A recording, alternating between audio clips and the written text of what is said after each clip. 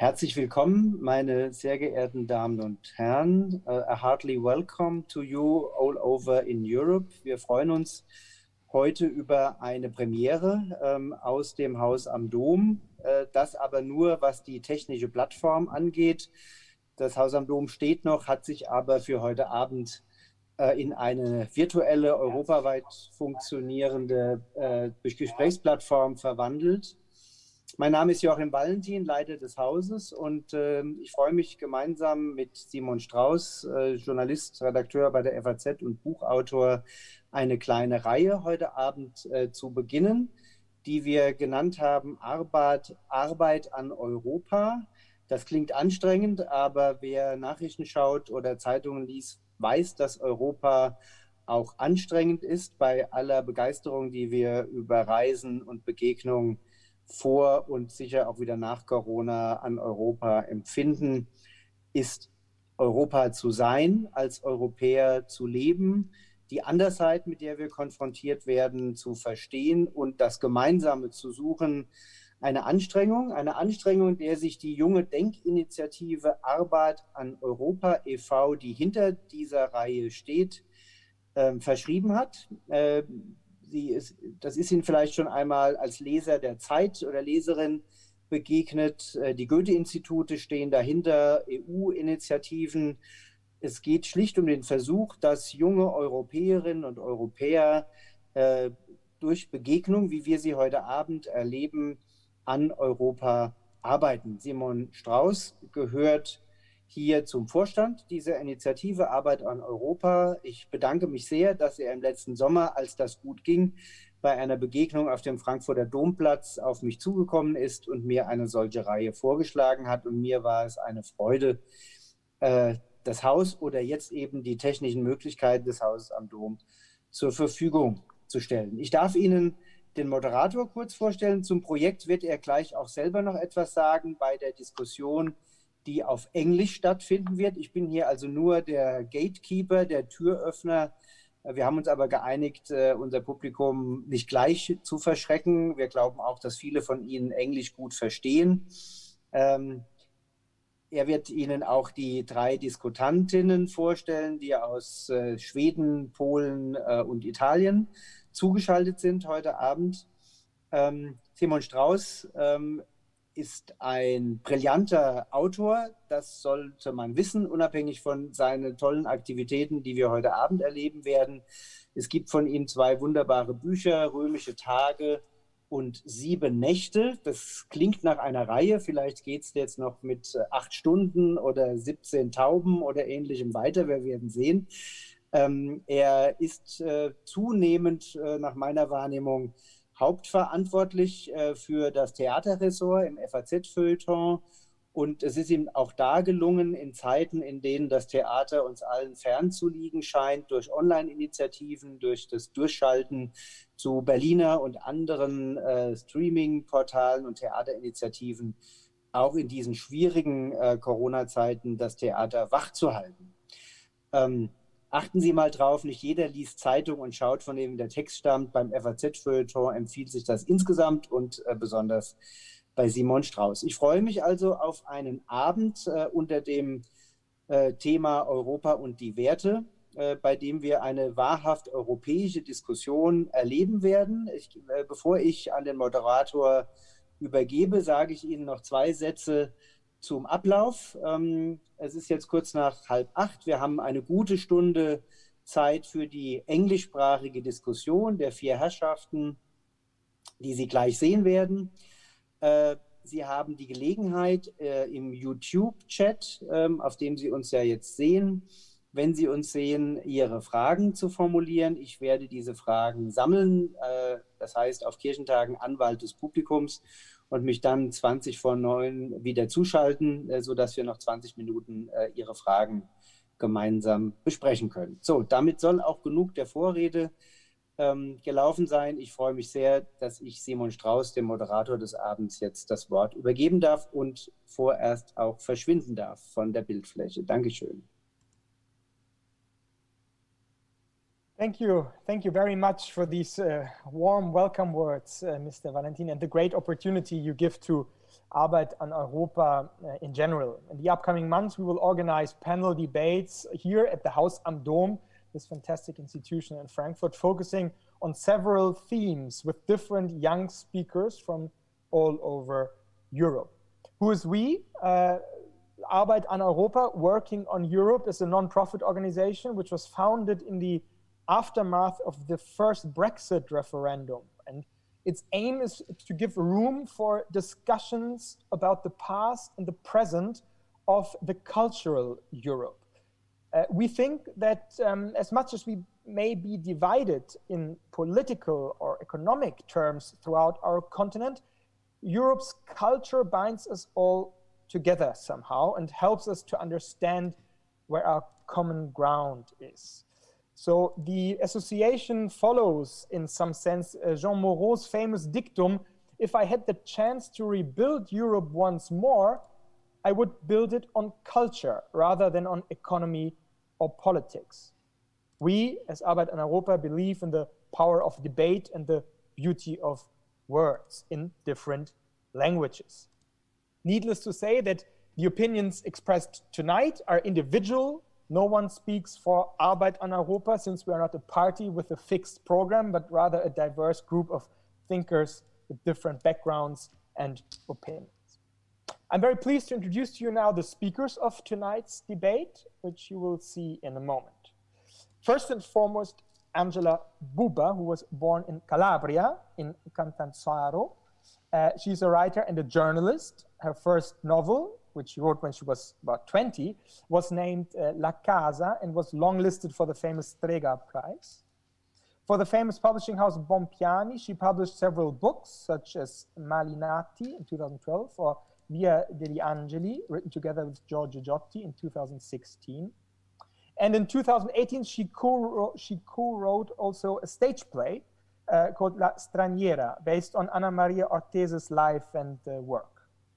Her last book is Alberto, Elsa und die Bombe, and it was published in the small publishing house of Wunderhorn in 2020, and is focusing on the life and experimental experiments of Alberto Moravia and Elsa Morante. And in 2019, Angela spent a couple of months in Heidelberg, so very close to Frankfurt, and I think she's fluent in German now. Normally, she lives and works in Rome, and that's where she's talking to us from tonight. Very welcome, Angela. Next to Angela, there's Adam Jarosz, who was born in Torun, Poland, and is a political scientist and assistant professor at the Department of Public Administration at the Warsaw School of Economics. He's a graduate of the Nicolaus Copernicus University in Torun, and also worked at the University of Zielona Góra, and was a visiting scholar of the University of Rostock in Germany. He specializes in the issues of local government and local politics in Poland, Germany, and European countries in general. And also, he researches about the systemic transformation in Central Europe. His research focuses on issues related to elections, public participation, and urban development. And very importantly, he is also the vice president of the board of the Polish-German Society in Torun, who hosted a think tank weekend of our association Arbeit an Europa more than 2 years ago, I think, in Torun, which is a great meeting we had. And at that time, the theme of our discussion was the relationship between nation and religion. Very heated discussions we had there. So we have with Angela the south of Europe, with Adam the east of Europe, and also we have tonight the north of Europe speaking to us, represented by Tomas Wedin, who is born in Sweden and a philosopher and researcher in the history of ideas at the University of Gothenburg, and associated researcher at the EHESS in Paris. And he's currently working on a project regarding a reflection group for political thought headed by the French historian François Furet. But also, and that will probably be in some sense important for tonight, he's also working on a project on human rights as a historical political program. I'm sure we will touch on the question of the European grounds of human rights or not European grounds of human rights. In his thesis, very interestingly, he wrote on the transformation of the Swedish educational system in the post-war period, with a particular focus on the influence of the ideal of equality and how it has been intervened with various ways of orientation in time. Right now, he plans a big conference, I think, on historical and political perspectives, as well as the history and future of human rights. And he was also part of one of our think tank weekends in Uppsala, which we had in May 2019. And at that time, the theme of discussion was nature. So tonight, we won't discuss the concept of nation, religion, or nature, but more broadly, the question of European values as such. We asked, is there such thing as European values? And if so, are they practiced or forgotten or even in danger? Or are we in general better off without asking for European values at all? The first German president, the liberal Theodor Heuss, famously said in 1950 that European values were built on 3 hills: the Acropolis, the Capitol, and Golgotha. In other words, on Greek philosophy, on Roman legal concepts, and Christianity. Is this still valid today? Or do we need to look for new values, new concepts, such as diversity, transparency, globalization? And do these concepts are European values or, in general, global values? I'm thrilled to discuss all of this in the upcoming hour with 3 young intellectuals who have at least one thing in common, and that is my final word, that they all participated in one of the main projects of Arbeit an Europa, the European Archive of Voices. That is a gathering of interviews, young intellectuals, of which you see 3 tonight, conducted with the real oldest generation still alive in their countries. Old European witnesses, we called them, born between 1920 and 1945. Supported by the generous support of the Gerda Henkel and Krupp Stiftung, we were able to conduct over 50 interviews right up till now in all countries of Europe, in all different kind of languages, translated into English, and they are now published on our website, arbeitaneuropa.com, which I visit you all to have a look on. So now I am very thrilled to have a first round of introduction, a small question for the beginning, which should introduce you, Adam, Tomas, and Angela, again, in your own words, and maybe you can introduce not yourself, but in the beginning, your witness, the guy you interviewed, the woman or man, for our archive, and tell us maybe if there was a decisive moment in this interview which impressed you most in the course of your interview. So I would ask Angela to start to share this with us.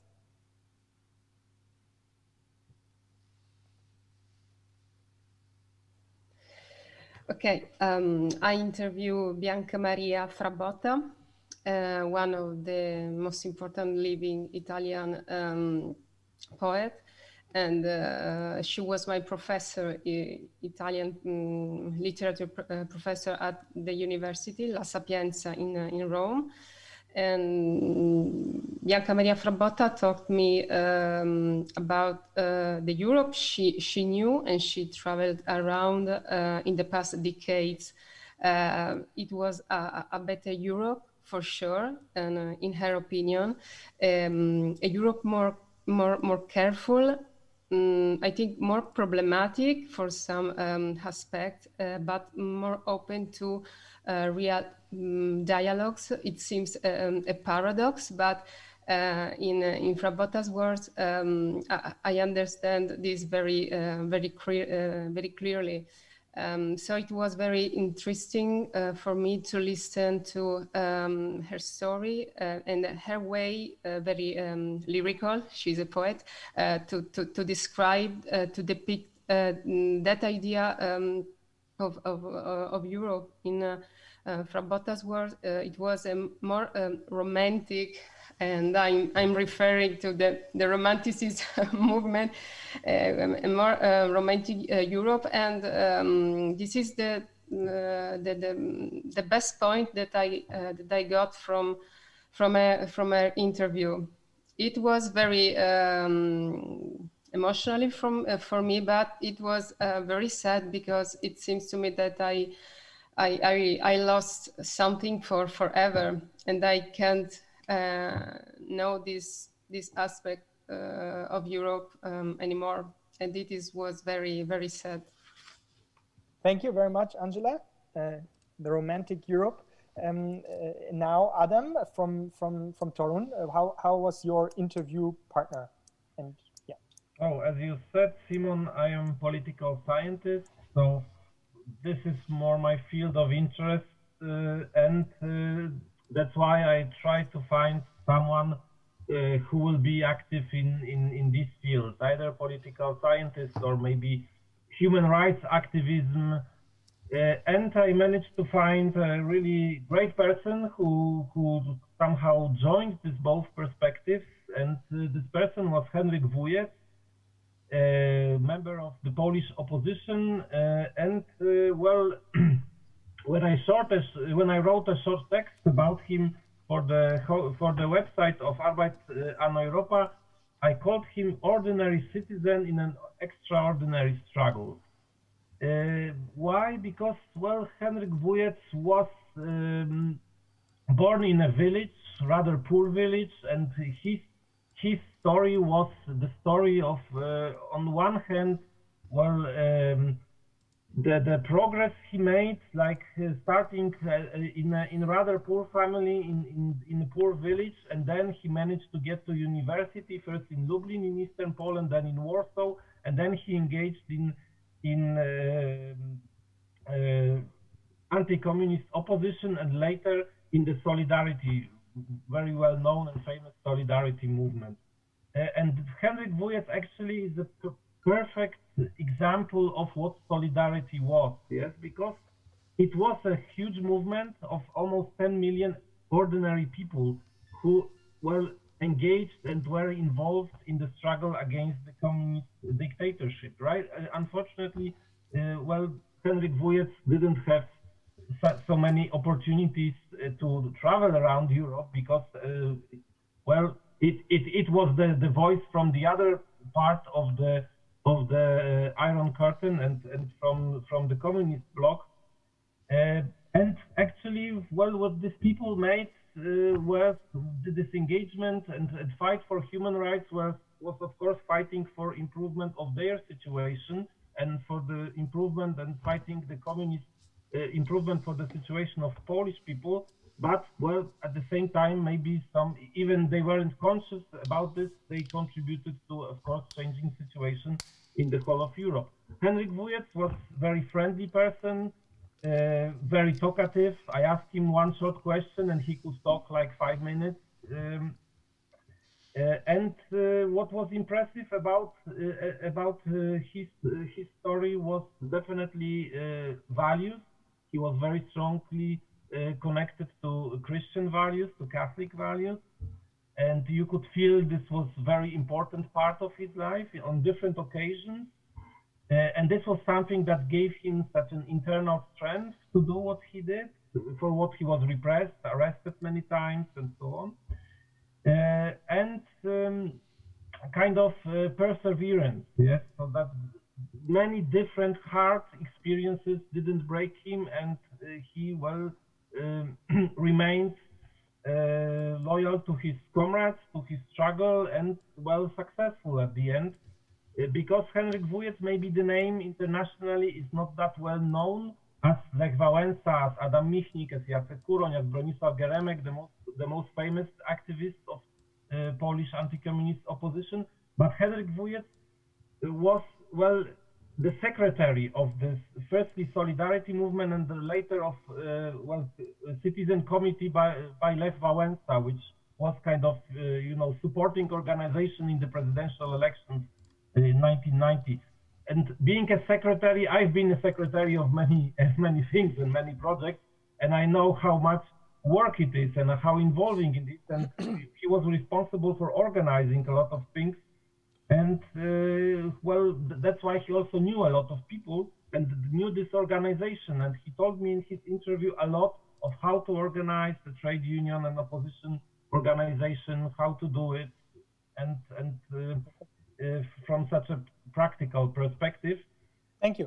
Thank you. That's very good for the start, Adam, for the solidarity and Catholic European perspective. And maybe we can hear to Tomas in the end. Who did you interview? I'm thrilled to hear.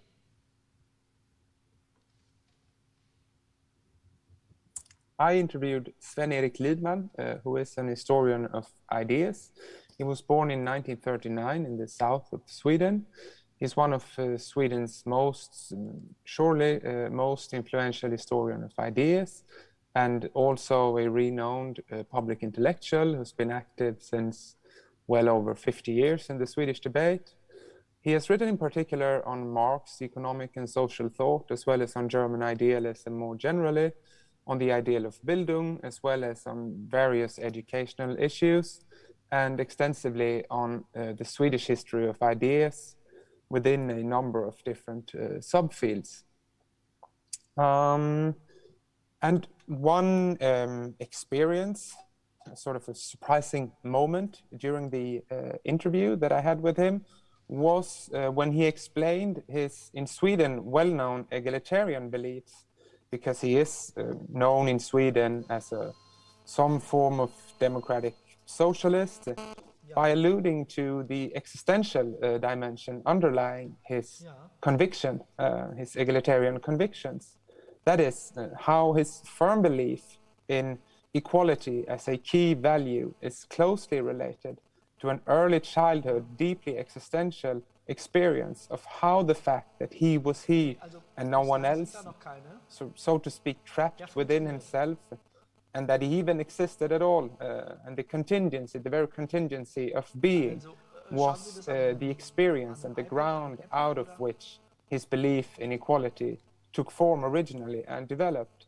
And as much as I knew relatively a lot about his thought, I wasn't aware of that, how that deeply existential experience plays into his political thought.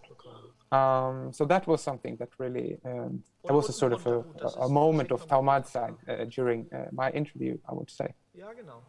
Yes, thank you, Thomas. I mean, that was very interesting to have this panorama of your three witnesses, if I want to say, with Angela's literary romantic idea of Europe, if I understood correctly, and Adam's witness who focuses, like we said, on solidarity and the Catholic values. And now, Thomas, you put forward the strong notion of egalitarian as a value, and the socialist, democratic Europe he represented for you.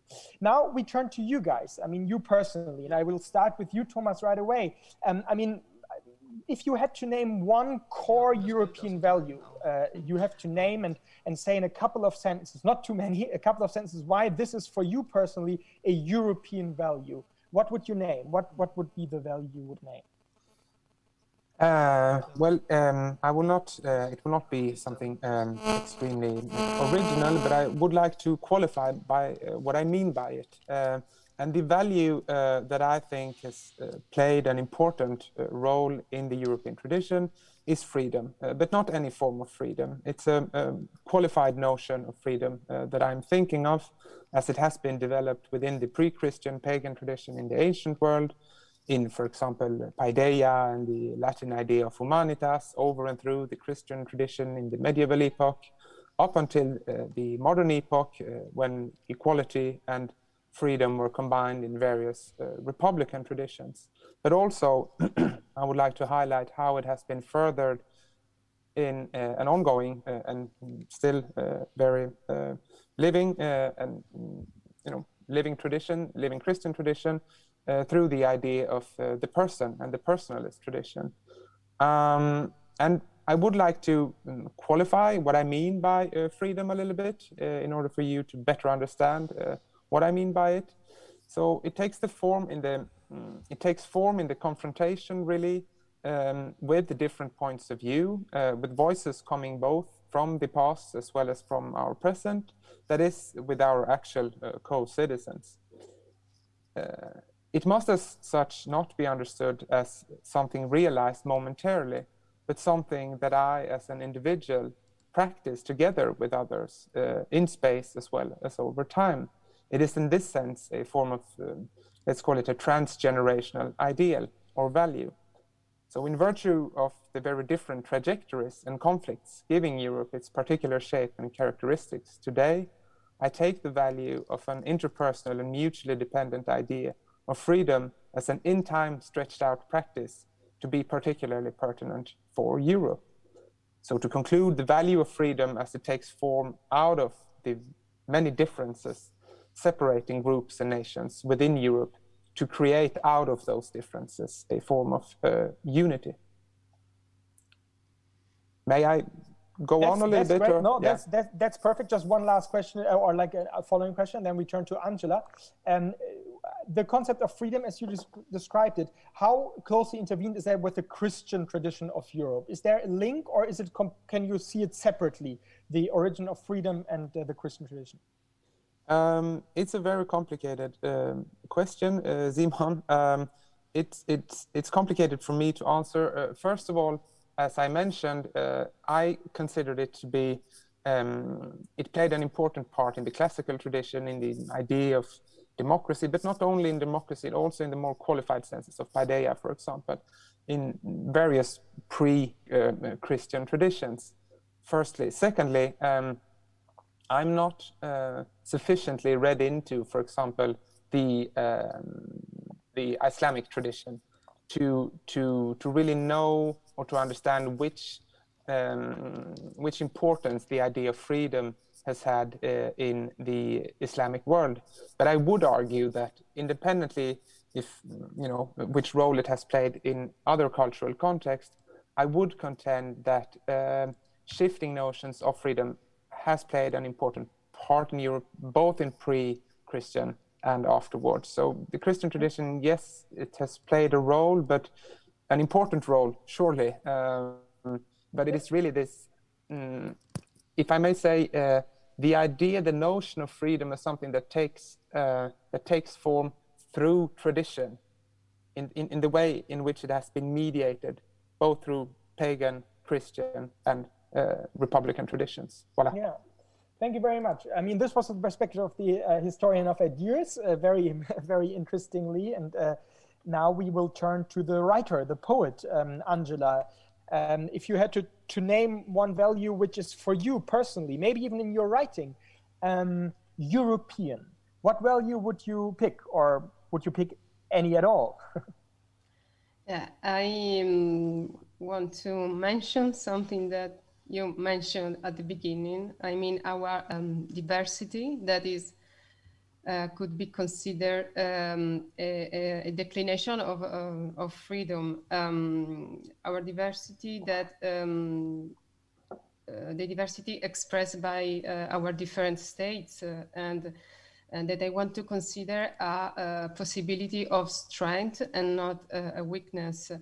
I'm talking about our different ways to live, to create relationships, our different expressions of art, our different culture and history, tradition and society, even our different cliché or stereotypes. I saw all of this since I was younger. Since I was a teenager or even more younger, I saw all of this always like a possibility, an instrument that now we must use very carefully. And at the moment, I think that this value is in danger. And I think that this is the main and most dangerous problem now here in Europe, in my vision of contemporary Europe. Our greatest value, in my opinion, is running the risk of transforming itself in something difficult to handle.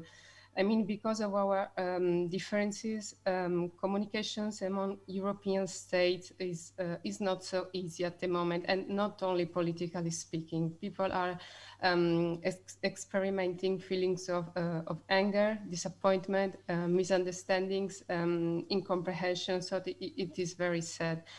So this is the value that counts more for me, but at the same time, it is the value that I'm seeing more in danger, because we are not using it in the best way. Yeah, very interesting. So you would say, in general, diversity, the differences are a good thing, but right now, in the time of crisis, maybe it's a bad thing, because you would need a stronger, united Yeah. Yeah, okay, unity. Better say unity. We okay, are using it in the worst way. It's our strength, but we are transforming it in our weakness, and this is very dangerous. Maybe Adam, you can put onto this what Angela just said. I'm sure you have an opinion on this as well, and also from your Polish perspective, from the Eastern European perspective. So what would be your response to this, and in terms of your favorite value, your favorite European value? So to be honest, I wanted to pick freedom as well, because well, in the Polish history, and even in the history of my interview partner, Henryk Bujek, this struggle for freedom was one of the most important things. But if I was to pick my value, I would pick a value which I would call decent life. Decent life also in, well, a little bit economic perspective, yes? Because the United Europe, the cooperation of states, and later the Europe with European institutions, economic cooperation that we developed, brought really huge improvement in the quality of life of people. Well, again, Polish historical experience, especially during the communism and after the communism, is like huge economic crisis, poverty, which also takes off dignity of people, brings them into crime, and so on. And well, European success, the success of European cooperation, apart from many different things, is this economic success and welfare of the people, yes, which I think is well, giving them also a little bit of freedom, because if you don't have opportunity to well, live a decent life, then somehow your freedom is violated this way, yes. And referring to what Angela said, the diversity, well, I think it is a value, and well, you see, as far as I observe the European Union in political perspective, there have always been different disputes, but the huge value of this European format of the Union is that even if there are some disputes, even if there are different opinions, sometimes even really hard quarrels, at the end the political leaders sit at the table, and they are, well, through discussion, they are able to find a compromise, yes? And this compromise would be another, in terms of politics, another huge value that I would like to bring up to the discussion. Can I ask you right away, turning to the actual moment, to the present moment, do you have the feeling that this is a moment where Europe shows that it is powerful, that it brings the countries together facing the COVID-19 crisis? Is that the feeling you have as a Polish right now?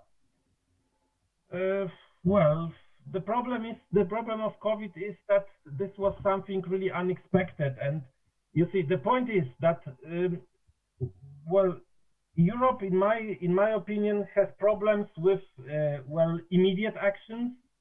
If there is something has to be done really quickly, but it is very successful in building up longer-term strategies. Yes, and if I think now that Poland will become 700 million zloty, which is like almost 200 billion, sorry, not million, billion zloty, euros, sorry, almost 200 billion euros for investment, development, economic development, and so on. Well, I think this crisis of COVID could lead through this, action of European Union to even better development and better welfare of the people. But this will be longer perspective, which we cannot judge now because it's too early. Yes? I think, you see, even the vaccination issue, yes, which I hear in Poland, the government is very much criticized that the vaccination goes too slowly, and I watch German TV and it's the same. But still, we have to remember that the states decided to cooperate, and these vaccines, which are now very deficit stock, yes, they are not, companies are not able to produce enough for everybody. They still decided to cooperate, not to take off from each other this limited stock limited thing that everybody needs. Yes, and this is another, even though the European Commission is criticized and so on, but I think this itself is a value. Yes, that the states cooperate and do not compete on this in such a crisis and difficult moment for everybody. Yes? Very interesting. Thanks for this nuanced view. Tomas, you named the value of freedom. Turning to the moment we have now, Sweden as a country in Europe sticks out because it uses the word freedom right now in a very, very distinct manner, one could say.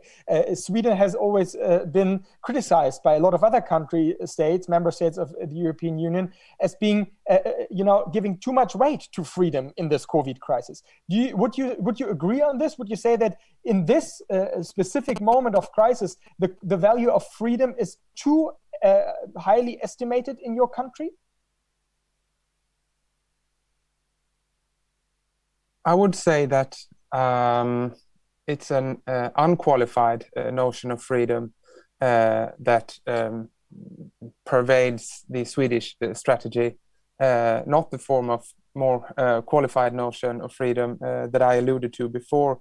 So I can only really agree with the criticism coming from the outside, and in particular the way in which Swedish public officials have handled and motivated the Swedish quote-unquote strategy towards other countries. In an infamous interview, for example, in a German television, I can't recall the name of it, last summer, our foreign minister was very aggressive towards the journalists, and those are just embarrassing for me as a Swede. So I can only, the only thing that I can say is a much more qualified notion of freedom that I have in mind than, some form of laissez-faire freedom, just to let people live their lives as if everything would have been normal, which is certainly it's not. Now I should add, though, that Sweden has, not officially, because they still haven't admitted that they've changed strategy, but clearly in practice we notice that they have changed strategy. And can I ask you quickly, this is your perspective, but if you have to put yourself into the shoes of the mentality in your country, what is the notion of Europe right now in Sweden? How would you say is it looked at? Do people look a little bit down on Europe and say, the European Union is doing it the wrong way, or can you describe a little bit the feeling in your country about Europe? Well, I can give it a try. Obviously, it is difficult, but generalizing extremely much, one could say that up until the end of May last year, then both public officials, many representatives from the main newspapers, all the way down to the everyday debates among people, was very much in favor of the Swedish strategy.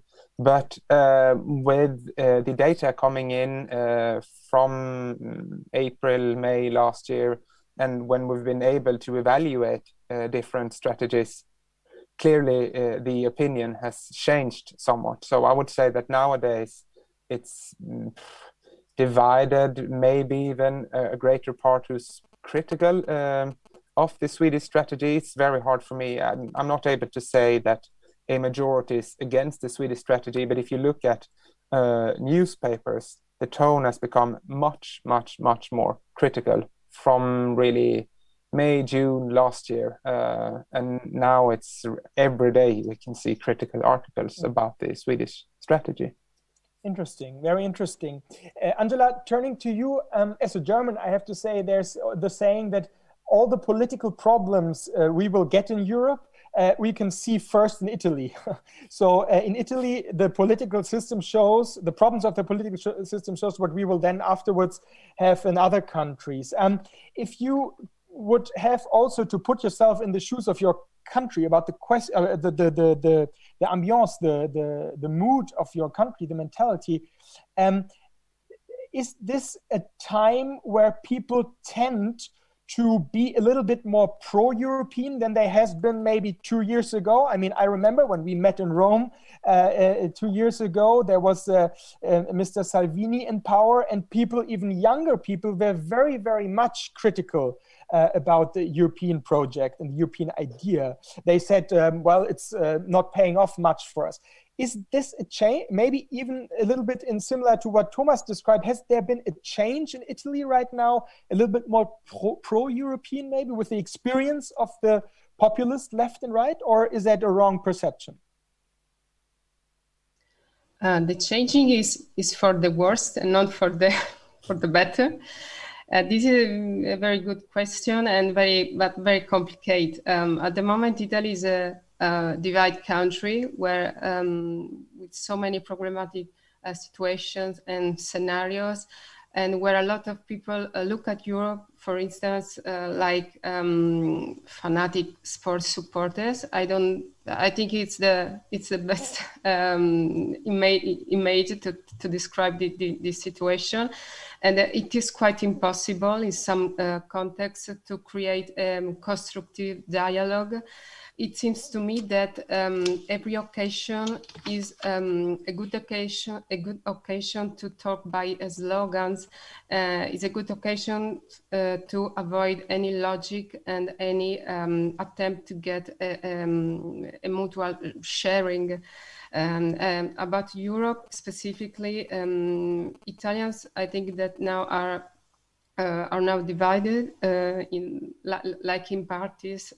Europe seems the best monster who want to destroy us, following Salvini ideas and not only Salvini. Is that monster that and so all this scenario brings to me to some natural and very simple questions. How can we get this point, and why can we get this point?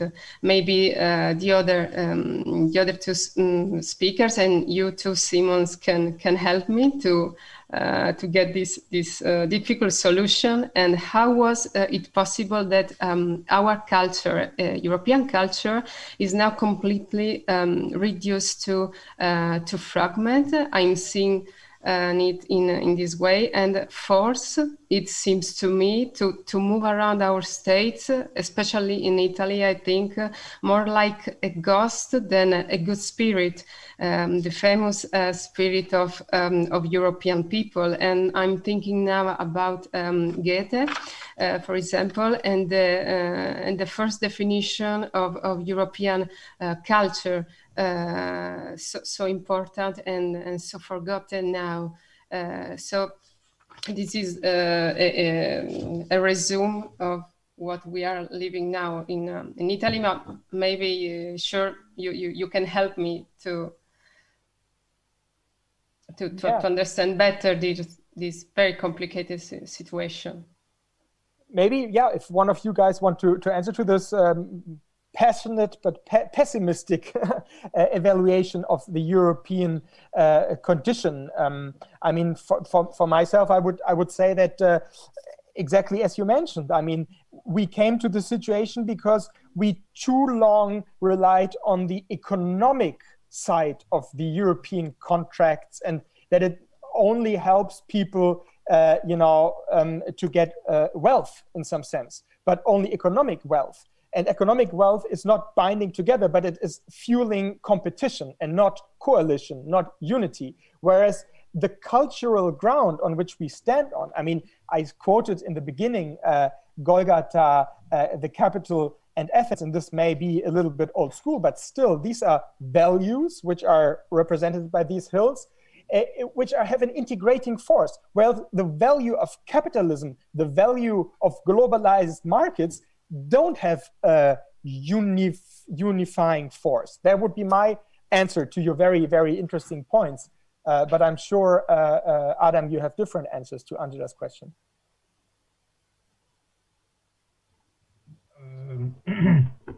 Well, I would say that because you know that the problem is that Poland is as well a very divided country as Italy is, yes, and the problem is that sometimes even those divisions go along the families, yes. So sometimes it's hard to speak about, I don't know, politics at Sunday lunch with your family because the emotions are so hard among people. What I would say is that the problem which I see personally is that, well, Europeans lost a lot of their traditional values related to Christianity. So this Golgotha part, what Simon mentioned, and the problem is that, well, there are some difficulties in working on the new values, yes, because, well, if something is missing, there is a vacuum, and this vacuum has to be filled with something. And apart from this, well, capitalism meant in a bad way, yes? Economic development meant in a bad way. I'm afraid that we have difficulties in finding the new ground. Yes, there is a huge crisis of family. Even the institution of family, yes, is nowadays in a huge crisis, I would say. Yes, and this is really, well, kind of destructive for the society. Yes, if this smallest part, the smallest cell of the society is not the most secure part of it, I would say. Yes, and this brings the other problems that we have. Yes, this another thing which I would mention is this well, information society, which is on one hand we have internet, which gives us even opportunities to discuss like today, well, connect and do many things that we do much faster. But on the other hand, the people are so overloaded with information that they lose the orientation of what's happening, yes, and so on. Well, I would say that this list of problems is much longer. And very last point, which may be also the answer to those different political developments. You mentioned Salvini. We have in Poland the peace government, which is also very, very criticized. But the point is that the old political elites, well, either couldn't find the solutions to the problems. Their policies have become very reactive. Yes, only reacting to what's happening and not proactive. So planning their activities to prevent some events and so on. Either they didn't find any good solutions to that, or they ignored this different social problems. Yes. For example, just very last sentence, the Polish opposition, which governed a few years ago, until now they don't have a program which would give people orientation what they actually want to do. They only criticize governing peace. Peace have a lot of different proactive, sometimes very controversial ideas, and the answer is only reactive. There is no, guidance, the leadership, the program, and yes, this is another problem which I see also in other countries in Europe, including Italy. Yes. Thank you. If one looks from the perspective, from the bird perspective, obviously one would say, we don't have to get into this much more deeply, but Poland represents the conservative part, the conservative Europe right now. See the anti-abortion movements, and also the question of the independence of the justice. So you would have, together with Hungary, obviously these two countries are representing the conservative, the anti-progressive, anti-liberal, even as Orban once famously said, European, but still they belong to Europe. When you look to Sweden now, Tomas, obviously your country represents, if I may say, the progressive idea right now, the progressive Europe. I would like to ask you, do you think that this has something to do with values, with different national values embedded somehow in these countries, that Sweden now stands for the progressive and Poland for the conservative part of Europe? Has it something to do with the history of ideas and history of values? Yes, I believe that surely it has got something to do with the Sweden's history and Poland's history and Italy's history, but I would say that the form of progressive values giving form that have been giving form to Swedish society the last, I would say, 50 years is a form of what I would say unreflected progressivism, where progressivity, the progress of whatever kind, has been cherished without really contemplating what does it mean. Is it always better to go ahead, or might it be in some occasions better to actually at a deeper level ponder how previous traditions have handled different issues? So there is a form of what I would say a perverted form of progressivism that characterizes Swedish society. And I would also add that it really comes in two different shapes. And I would say that, or two different, it's got two different aspects. And I would say that even though these two aspects are very clearly visible in Sweden's current, the problems Sweden is currently facing, I would say that they are applicable for the rest of Europe as well.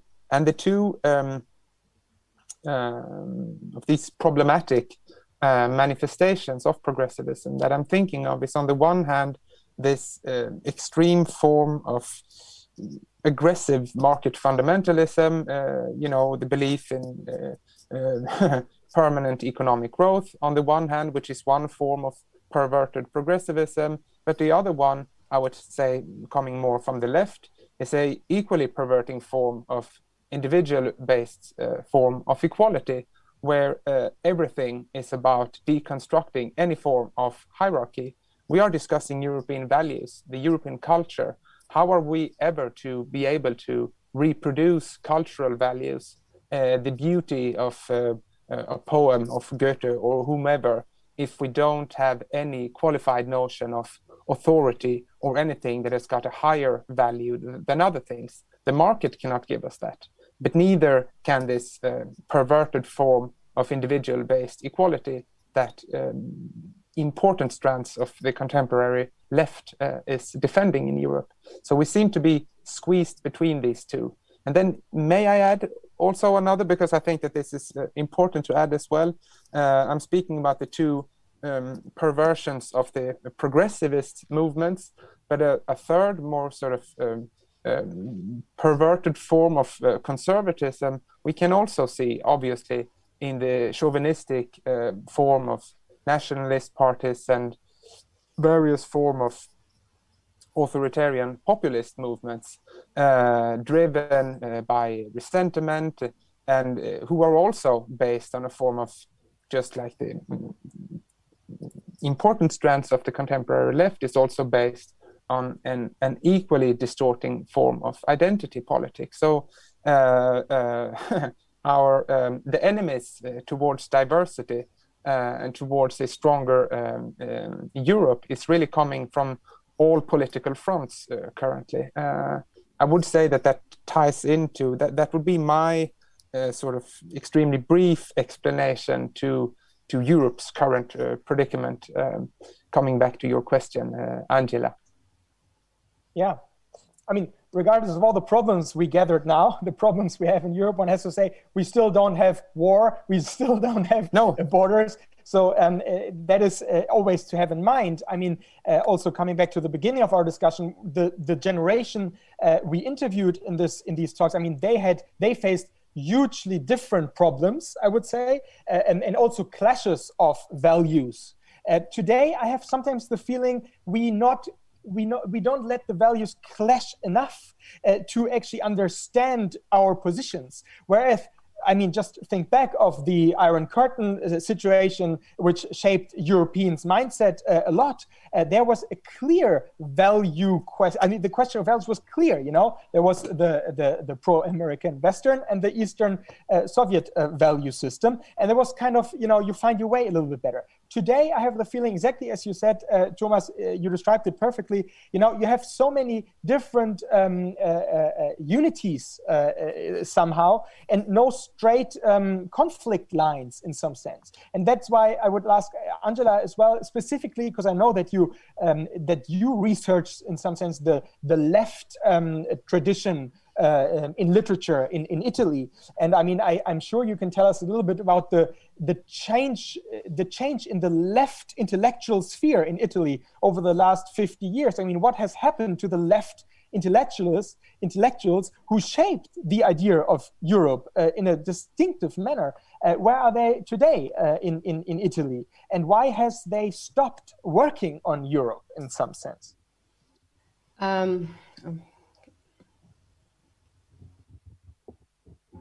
I don't think they are stopping working on Europe, but they are following more the politicians' main lines, and they are losing their originality, their genuinity.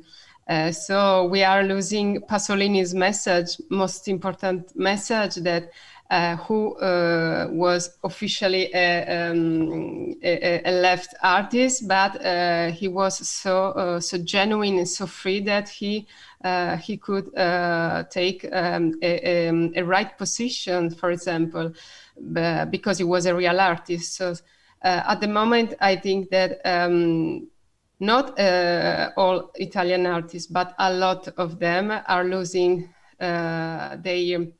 their freedom and the best value, the most important value for an artist, for an intellectual, for every person, I think. So, but for an artist and for an artist that has a lot of followers, now we call them followers. It's more than a responsibility, this aspect. So they are, I think they are positioning themselves in the political lines, and they are losing their freedom as artists. Very interesting. And would you say that the question of how to re-implement values is interesting to me. So let's think in the future. Let's think a bit optimistic. So what would be the way to implement again European values? Would it be through schools? Would it be through school books? I'm sure Tomas has to say something on this. But Angela, I want to ask you first. I mean, would you say that even in the future, in 20, 30, 40 years, culture is still the medium to implement values in a society? Or in what way would you think our children will get European values in the future? I miss some words because of my bad connection. So you ask me in the future what I... Okay. How in the future will be European values in the future? How will they be implemented or put to the heads of the people in some sense? What are the institutions which have to be working to have European values even in the future? It depends on us, on our movements, contemporary movements. We will now we are the key, the workers, the key elements that we are building the future and our children's future. So I don't know what's happening in these years, in the next years, but I think the next 5-10 years will change everything. So our children's future too. Thank you, Angela. Maybe Tomas, I can, and then Adam, I can address this question also to you. What do you think are the institutions we have to run to implement values in a society? Well, I would say that, I think that in the Swedish educational system, and once again, Sweden is an extreme example, but you can see similar tendencies in the French educational system, as far as I know, in the German educational system, and probably, or I know that in a number of other European countries as well. countries and politicians have tried to implement values in a ahistorical way. For example, the ideal of human rights, which has been presented more often than not, at least when I went to school, as a, as an ideal that moves towards an ever brighter future in a very clear-cut teleological way. It just improves the world. That is an ahistorical way of implementing values, and in virtue of being ahistorical, it also lacks a deeper understanding for what values are about.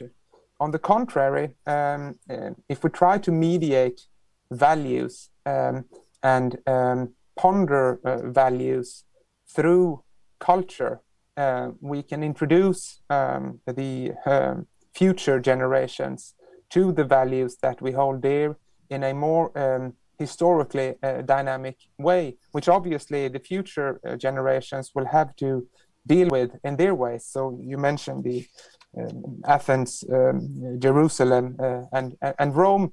I mean, these are three symbols that have characterized our heritage.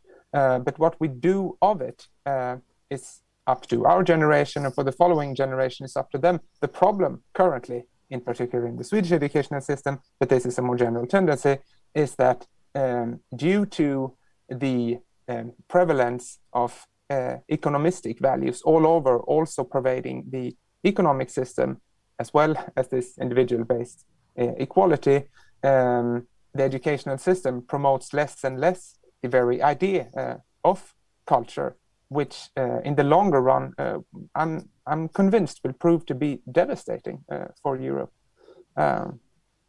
Thank you, Tomas. So we had the kind of, in Angela's words, I read the individual appeal and approach towards the change which will happen in the next 5 years. So it depends really on the individual to keep these European values. In Tomas' words, I heard a little bit really the responsibility of institutions, especially school institutions, to shape and give space to the cultural heritage in some sense, to drive out of this the European values. And now, Tomas and Adam, I would like to hear your point on this.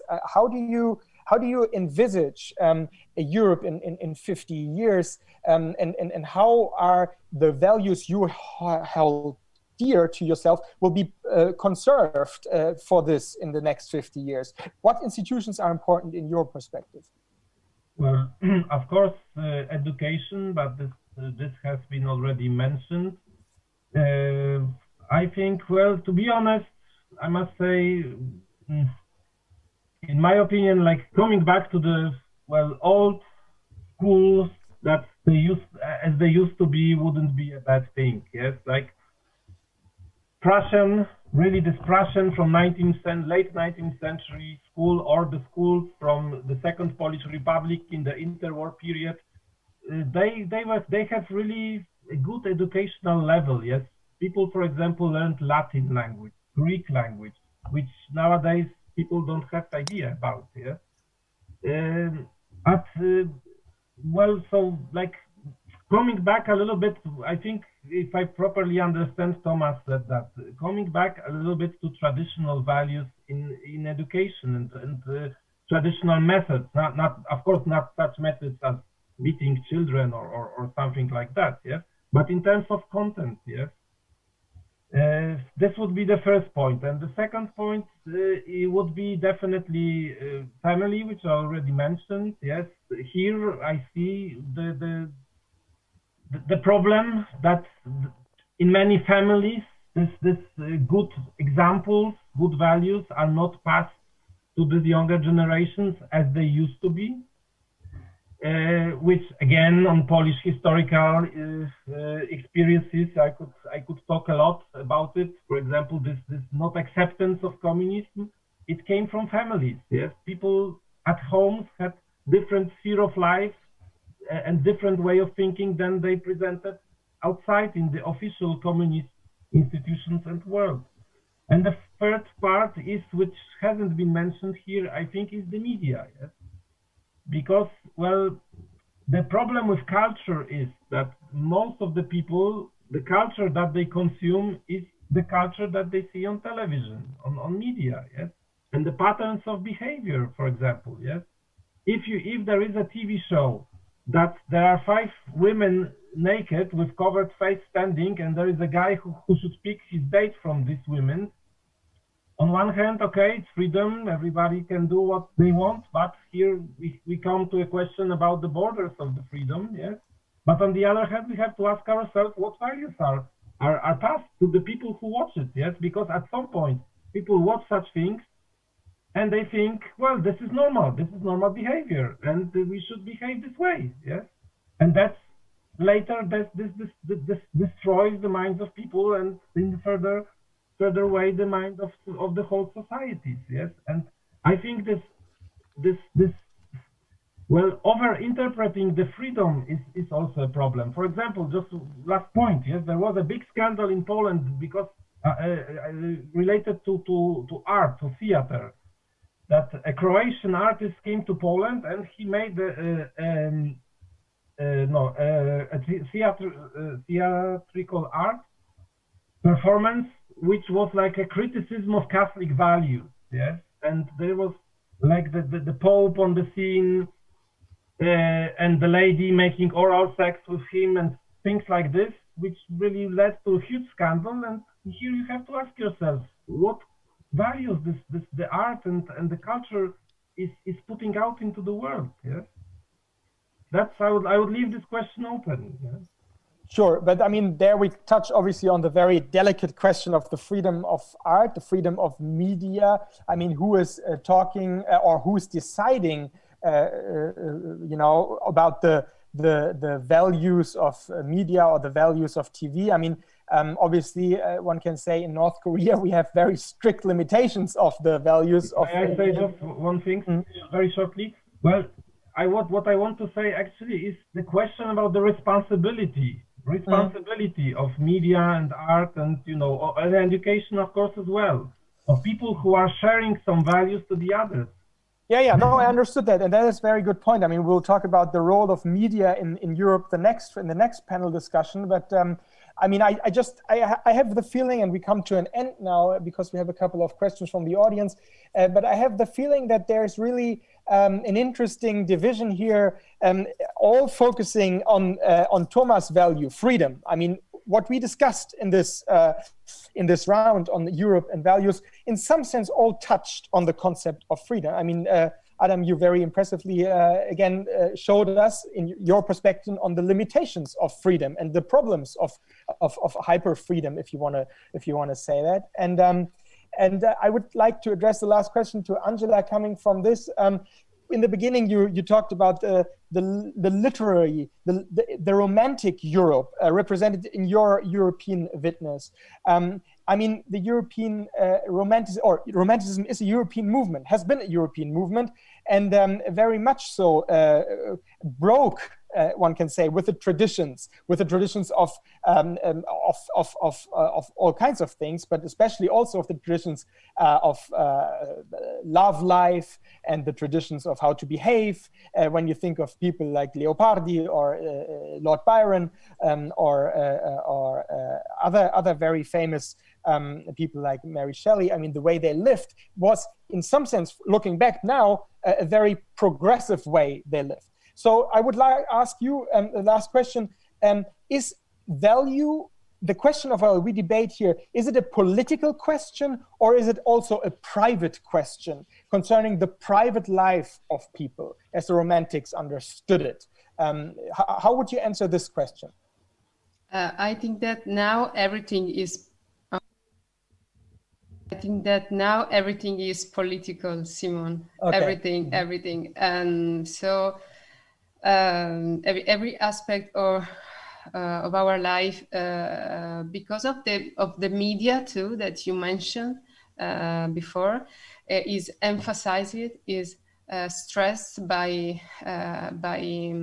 politics and by media. So this philosophical aspect, the romanticism aspect, I think that we are losing it, but we don't understand that that we are losing it. And in fact, I understood this point only talking to Bianca Maria. It was like looking in a mirror in the past, but in the present too. So it was very strange in this sense. Only talking to Bianca Maria made me understand that something was breaking, on that it was already broken.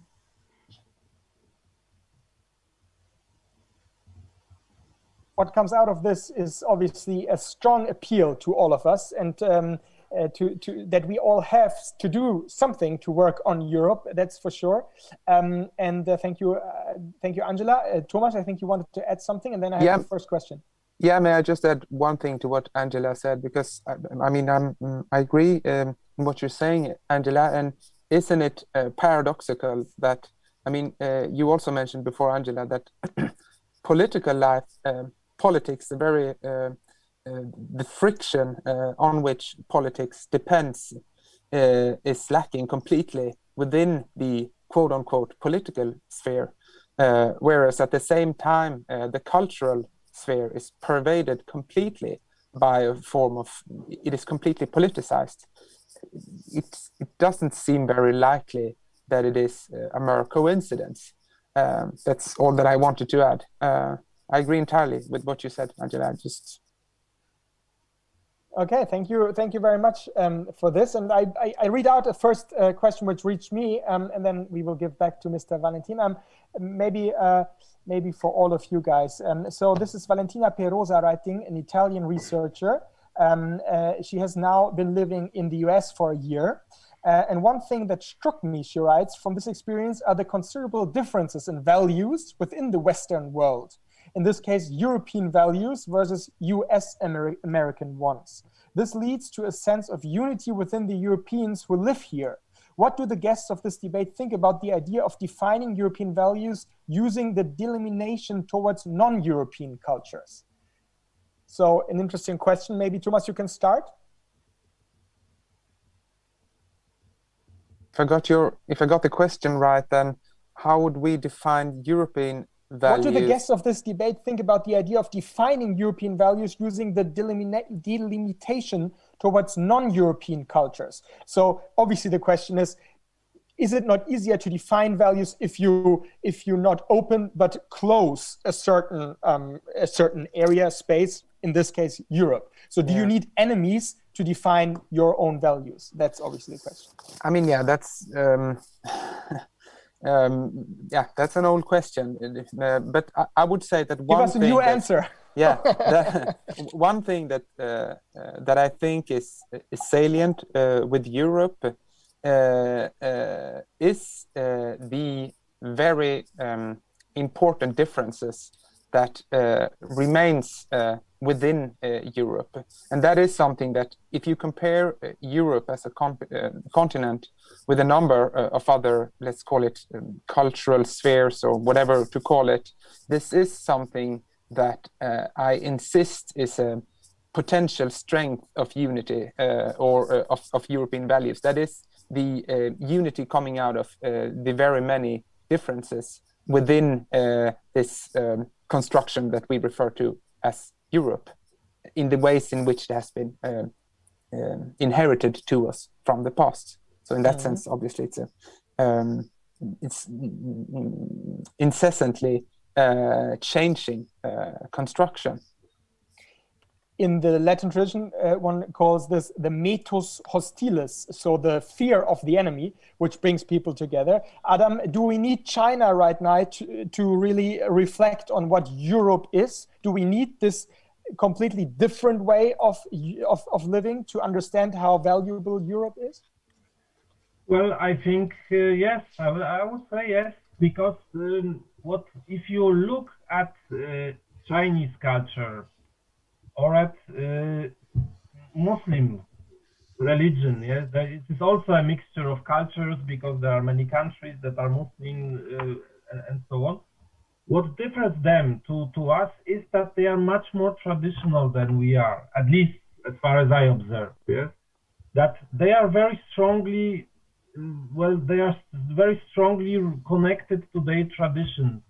And this is something that we are gradually losing, or maybe I would even say in last few decades very rapidly losing. Yes, in Poland you can see it really with your eyes nowadays, these days. Yes, because there is another aspect of the freedom, if I may refer very shortly to our previous round.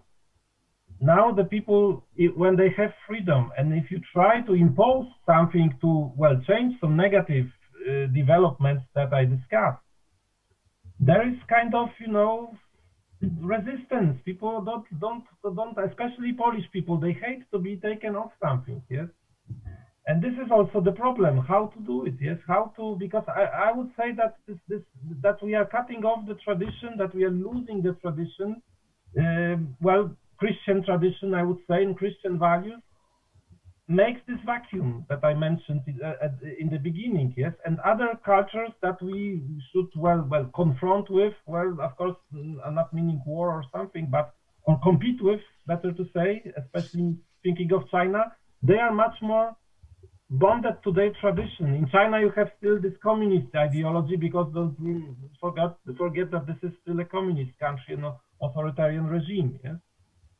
And yeah, and even Americans, I would say, they because, you know, European culture is very much Americanized as well. Yes, as all Western culture is dominated by the American culture.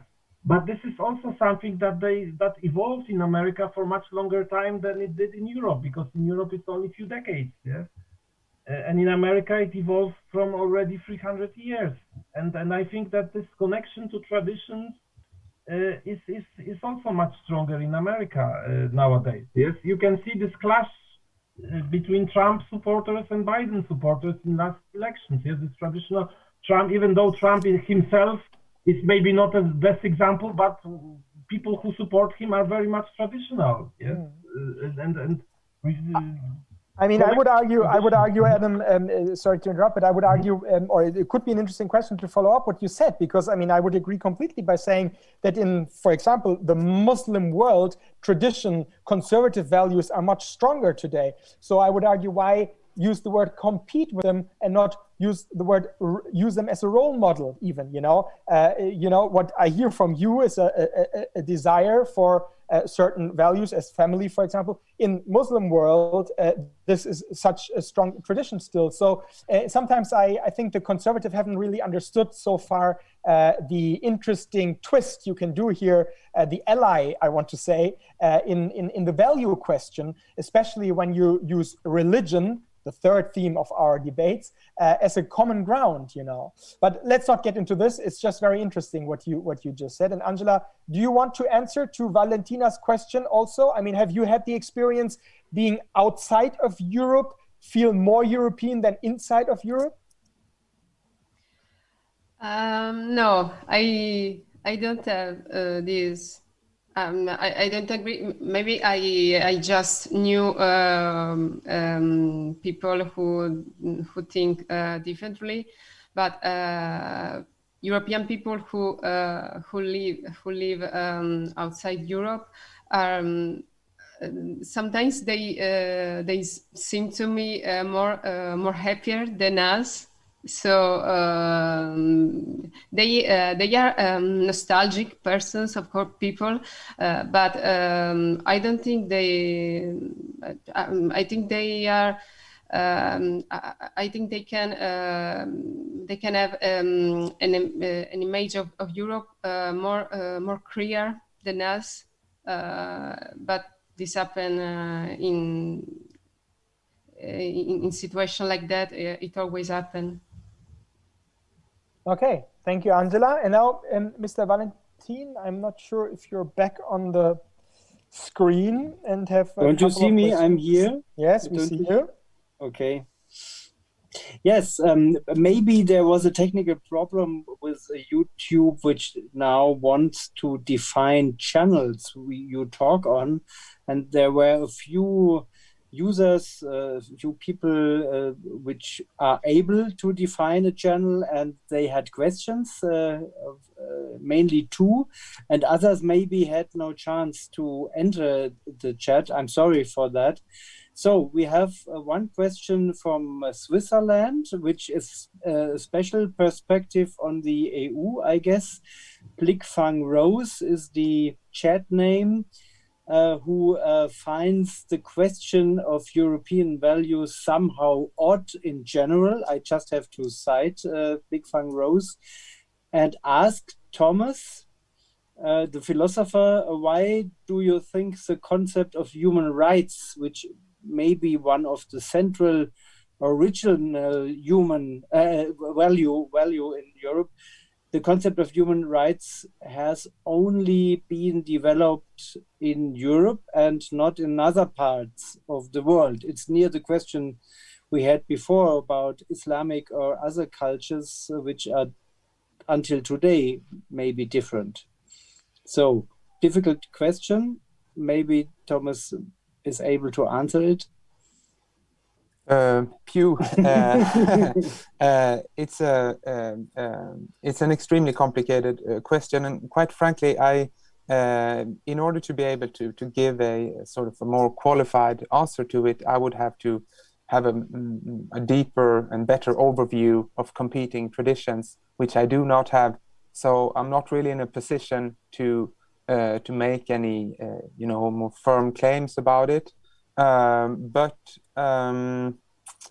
I think that one interesting perspectives, I can only give a tip here. The German sociologist Hans Joas has written interesting on the notion of human rights and how it has been transformed within more secular traditions and how it might be related to older Christian traditions. So that would be a suggestion for further reading. Thank you for the tip. I like Hans Joas personally, and he visited us 1 year ago in Haus am Dom. Very important author in questions of values and also in questions of secularization, which is one of your issues the whole time. But let me ask the last question from our chat, from Alexander Yavkovievich, maybe from outside of Europe, or maybe his origins are outside of Europe. And his question is also critical, what the theme of our evening is about. Do we really know what we are talking about, is Alexander writing, if you talk about European values? And Europe was always also exclusive. We should also take into consideration the limits and the dark sides of the European project. And if I may outline this question, if you talk to Muslim people, they always tell you, you are talking to us about human rights, but you are the colonists which broke the human rights in the 19th century. And since these times, we have not so much trust into European values. I'm sorry, but I have to confront you with this critical question. And so maybe Europe, if it talks about values, has to reflect on his own history, which has his dark sides, as Alexander Yavkovievich tells us. Maybe Adam, would you like to give an answer, or rather a comment? I could give one as well, but maybe Adam, let you first.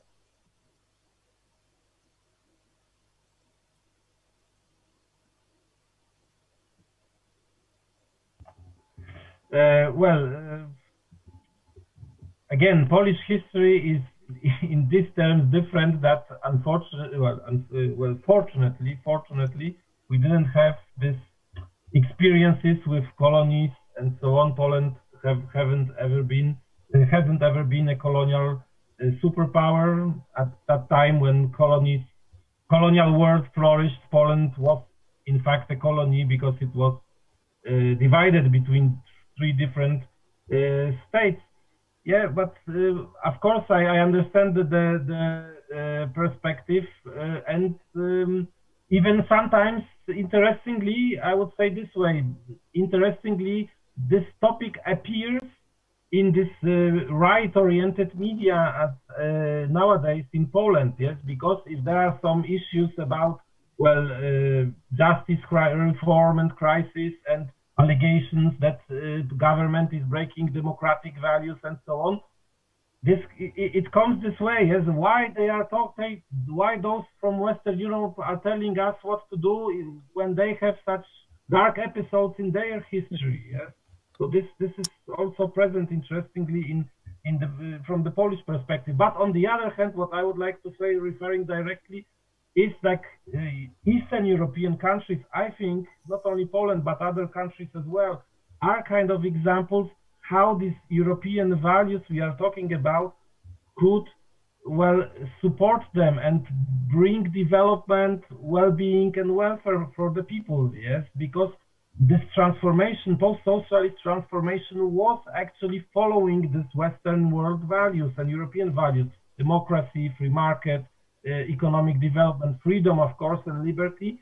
And look how it improved the situation of the societies of the people in the Western Europe, and how in Eastern, Central and Eastern Europe, and how these countries, well, were built up from ruins, we could say, yes, because after socialism, the economies, for example, and as well the social life were almost ruined, yes. So this is a positive example how these European values can have a positive impact on different countries, yes, if you implement them and if you follow that. The problem with other cultures like Muslims is that if you impose them, again, what I already mentioned, is then if something is imposed, it will release the resistance, yes.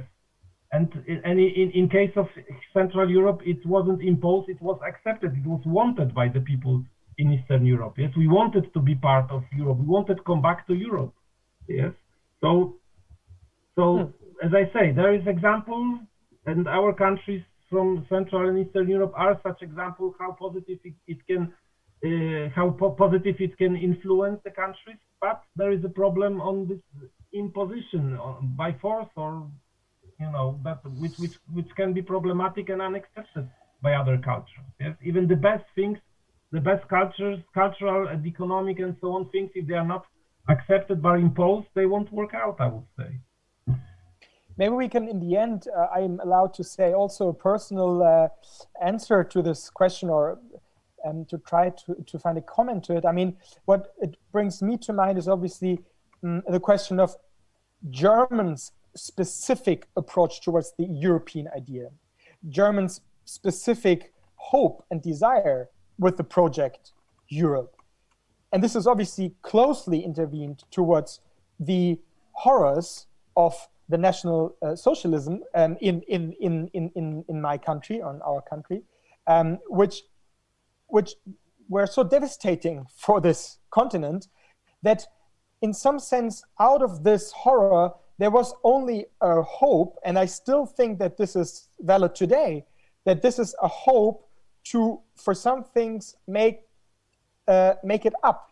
This is why Germany, after the war, and then also after their unification, if we remember correctly, that their unification was a very, very big moment of fear in Europe, because people in the eastern parts, but also in the southern parts, and for example in Great Britain, feared that there was a rise again of a strong Germany. And what at the time Chancellor Kohl said, and he wrote it even down in treaties, that reunification of Germany is only thinkable together with an integration of Europe. So the idea of a strong nation, again, strong nation as Germany is today, is closely intervened, I would say, with the horrors which in this country took place, or which this country exported. And these horrors, I would say, is colonialism, yes, but first and foremost it is National Socialism and the horrors of the Holocaust, which then were transformed in some sense into this idea of having a commitment, I would say, a responsibility towards this continent where the German history has brought so much horror. And this is why I would say, to come to a close, for me personally, the core European value, I feel, is ambiguity, is dialectic. To accept that there are always dark and bright sides in history, but also in the question, the debate on values. I would not cherish that we don't talk about values, as this question insinuates. What are you talking about? No, we should talk about values. We should think about the positive effects of values, but we should always also have in mind, and as human beings, we are capable of feeling and understanding dialectics, that values can be perverted and values can be used in a horrible way. So this is something I wanted to share with you in the end, that for me, next to freedom, what you said, diversity, Angela, and the decency of life, I would say ambiguity, dialectics is a core European value I think we should all work on, and every day as an individual and also as a collective, we can try to live up to it. So I think we are exactly 9 o'clock. We're sharp on time, as Germans used to be. So I think, Mr. Valentin, if we don't have any more questions from the audience, then I give the word back to you. I thank very much to Angela. I thank very much Adam and Tomas for this lively debate. And I hope we will see each other again soon in person. And now, Mr. Valentin, your final closing remarks. Thank you. Yeah, I also have to say thank you for this very engaged and brave and individual debate. And what I learned from this evening is that we have a long way after us in the past, a history, an individual history of nations and persons which we should not forget, but which we should talk about. As the Polish colleague talked about, Poland not colonizing, but being colonized. Nobody thinks about that, or think of the Hungarian history with the Osmanian Empire. Also the Balkan, which is under this empire. Nobody talks about it when we talk about Islam today, but we have to. And we have to talk about the wars and the victimizing each other, maybe long ago, but still alive in the hearts of the European people. And maybe after heroic times of the founders of Europe, Mr. Schumann and Mr. de Gaulle and Mr. Adenauer, and as they all are called, we now, after or in a time of crisis, we have to look to the reality of Europe, of its history, of its dark and bright sides. And you helped me this evening with your individual perspectives to come this actual situation of Europe a little step nearer. So I look forward to the following evenings, which we will have.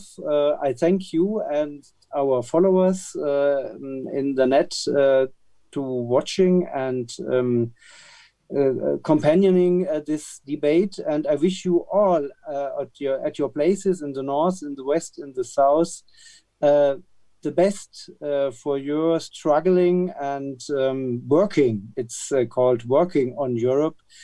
In the next months and years, in this not easy decade and epoch in which we are living. Thank you very much for this interesting evening. And Simon Straus, we have to talk in the next weeks maybe about the following evenings in this lecture. Thank you very much. Thank you all very much. Thank you very much. Thank you. Have a good night. Thank you very much. Take care. Ciao.